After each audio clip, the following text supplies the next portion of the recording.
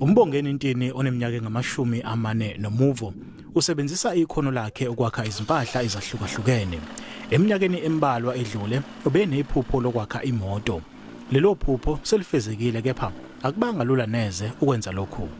Abanye abantu bangayithembi abantu nje bathi ayingeke siyasaba uyigibela ngoba phela bebone kona ukuthi okwenziwe mhlambe umuntu ke bekuthathe ngazi ukuthi akulungile kahle ngoba kuhloliwe abelungu kodwa sengihambile isikhathi eside ngawo. Ntini usakhe izimpahla ezisebenza ngogesi ezahlukahlukene. Ubuye ke ayobonisa ke abafundi ezikoleni ngalomsebenzi wakhe. Uthi isifiso sakhe manje ukusebenzela inkampani eyakha izimoto. Mhlambe nami khona ngafike ngikuveze ngingathanda ukuthi nami mhlambe bakubambe nami ukuthi mhlambe kungenzeka into engabe mhlambe ngibe yimina ezoba neqhaza ekuthini isungulwe.